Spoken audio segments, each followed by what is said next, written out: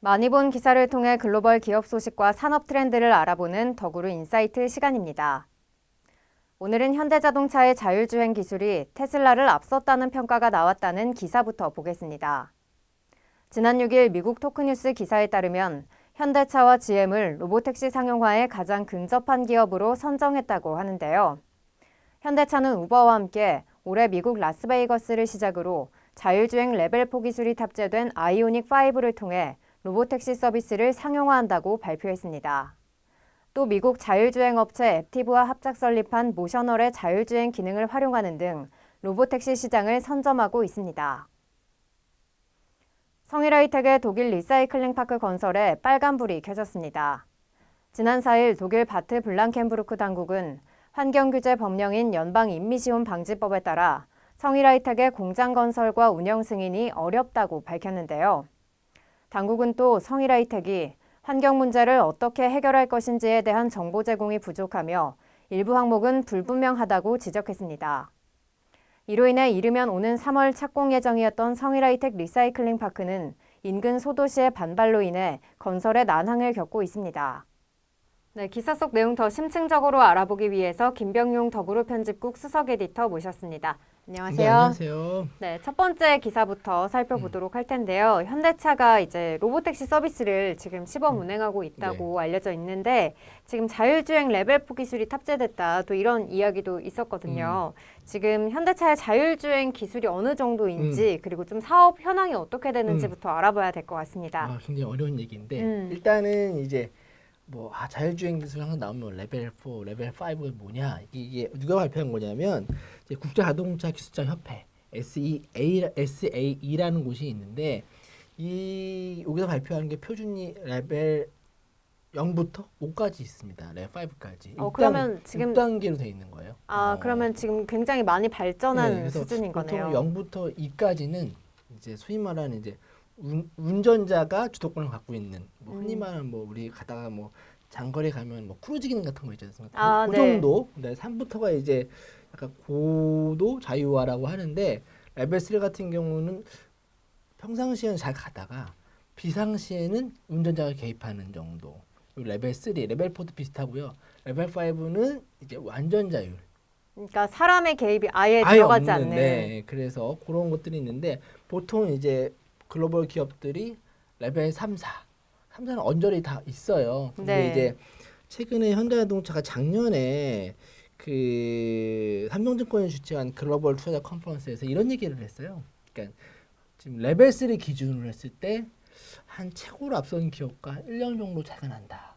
이렇게 현대차가 공개적으로 자신들의 자율주행차 기술을 밝힌 건 처음이에요. 기술 수준에 대해서. 그래서 그만큼 좀 자신감이 있다는 얘기로 볼 수 있네요. 테슬라가 가장 앞섰다고 하는데 그 정도 되는 것 같고 이제 보니까 이게 지금 통합 지역이 이제 자율주행차 기술의 핵심인 두 나라고 불리는데 이 통합 지역이 개수가 곧 기술력이에요. 그래서 이제 그 현대차 같은 경우 이제 그 아이오닉 5 기준으로 했을 때 1세대 같은 경우는 통합 지역기가 한 50개 정도 들어간다고 하더라고요. 근데 이제 2세대 좀 있으면 나올 건데 요거는 한 4개.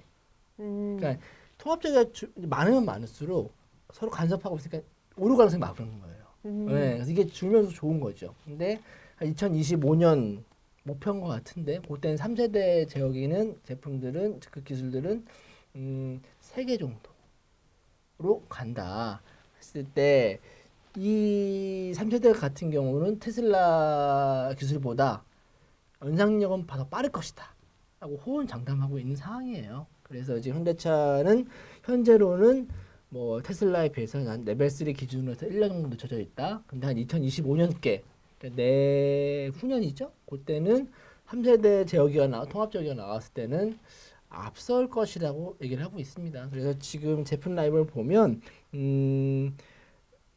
지금 레벨 3 같은 경우 작년 연말 출시된 G90 되고 있고요. 그다음에 올해 출시되는 EV9, 그다음에 또 내년 출시 예정인 i6 7 등에 일단 레벨 3를 적용한다고 합니다.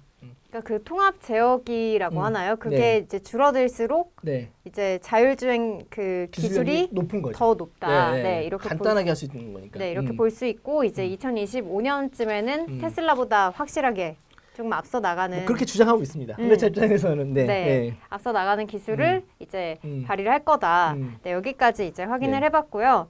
또 여기 기사에서는 모셔널의 음. 이제 자율주행 기술이 나와 있는데 네. 이 기능을 뭐 탑재한 아이오닉 5를 또 시범 운행한다 네네. 이렇게 나와 있었는데 그럼 모셔널의 기술은 좀 어떤 특징이 있나요? 일단 모셔널은 이제 현대차랑 이렇게 그 이제 자율주행 소프트 기업 앱티브의 합작사죠. 네, 뭐 지분은 현대차가 좀 더 많이 갖고 있는 걸 알고 있는데 뭐 앱티브 그러니까 그 모셔널이라는 게 뭐 현대차가 완전히 다른 기술 갖고 있는 건 아니고요. 그러니까 이 자율주행에서 중요한 거는 기술력과 상용화예요. 근데 기술력이 어차피 현대차도 하고 있고 앱티브도 하고 있는데 같이 하고 있는데 이 모셔널의 가장 큰 장점은 뭐냐면 상용화입니다. 상용화.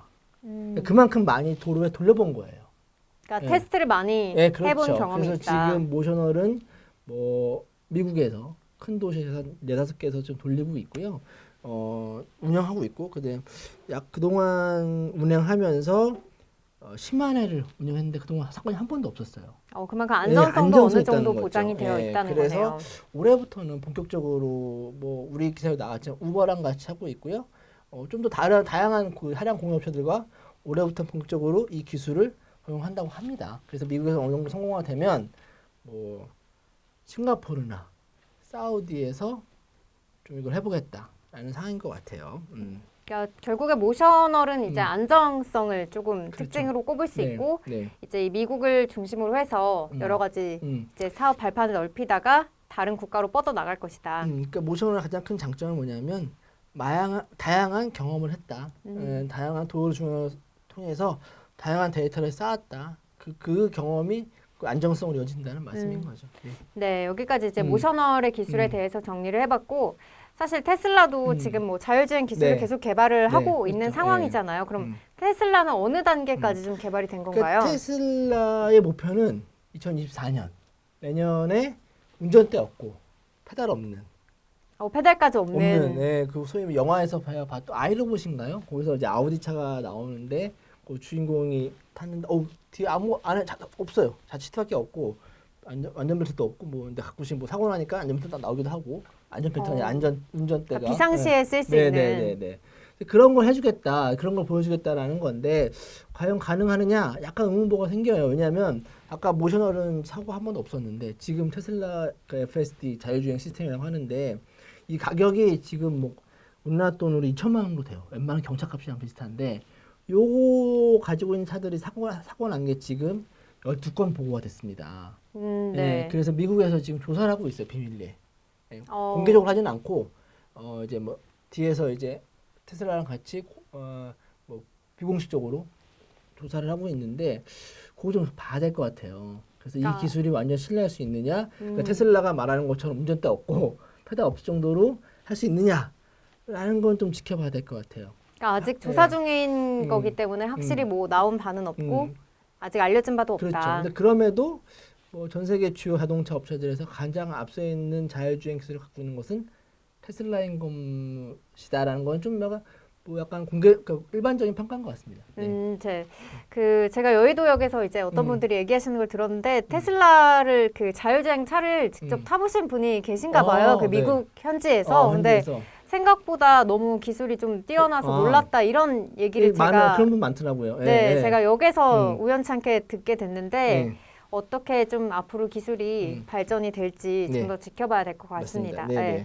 그리고 이제 또 현대차처럼 이렇게 완성차 업체들이 자율주행 기술을 가진 회사들을 또 인수를 한다고 하더라고요. 맞아요, 네. 좀 어떤 기업들을 꼽을 수 있을까요? 그러니까 대부분 주요 완성차 업체들이 합작사를 하거나 아니면 사내 스타트업으로 갖고 있어요. 근데 이 대부분 업체들이 뭐냐면 다 레벨 3, 레벨 4 요 단계에서 다 주춤거리고 있어요. 그러니까 다 비슷한 수준에서 머물러 있다. 사고도 많이 나고 있고 대표적인 케이스가 이제 포드랑 폭스바겐 합작사 아르고 AI라는 업체가 있는데 이 업체가 최근에 문 닫았습니다.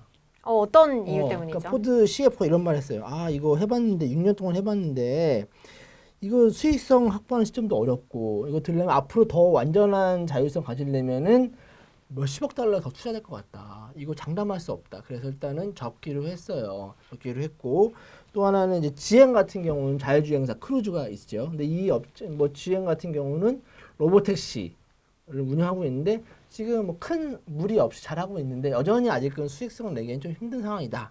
근데 아직 갈 길이 멀다. 그런 상황인 것 같습니다. 네. 그러니까 전반적으로 지금은 아직 다 테스트를 하는 네, 상황이고 네. 기술 수준도 비슷하죠. 비슷한 네, 수준인 네, 네. 거네요. 네. 네.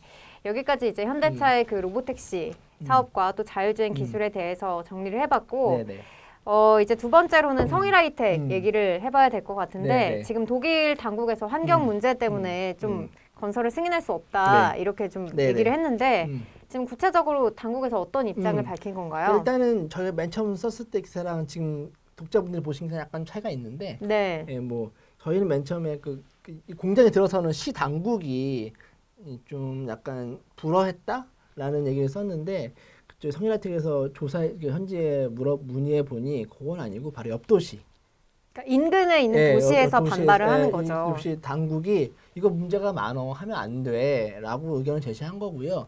왜 이런 의견을 제시했냐? 좀 있으면 이제 공청회 열립니다. 예, 일단 2월로 알고 있는데 2월 또는 4월로 알고 있는데 좀 더 늦을 수 있다고 하더라고요. 네, 일단은 주변 도시에서 반대를 한 거예요. 이게 뭐 그럼 주변 도시인데 뭐 상관이 있겠어? 라고 하는데 이게 상관이 있는 게 뭐냐면 폐배터리도 마찬가지고 그 배터리 공장도 마찬가지고 이게 좀 은근히 오염이 많습니다. 네. 그 그냥 물도 써야 되고 네. 전력 문제도 있고 이게 주변 도시랑 연관이 없을 수가 없어요. 대표적인 케이스가 삼성 SDI의 그 궤도 공장이 있죠. 예, 네. 이 궤도 공장 뭐 국내는 잘 내지 않았지만 되게 논란이 많아요. 예, 이것 때문에 막 지금 지방 그 옆에 도시끼리 서로 싸우기도 하고 뭐 야당 여당끼리 싸우기도 하고 왜냐하면 어마어마한 부를 창출해 준 건 맞아요. 그 해당 도시에 그 인력 창출도 많고 그다음에 그러다 보니까 기업경도 살아나고 근데 또 그와 별개로 뭐 사건 사고도 끊이지 않아요. 화재 같은 거. 그다음에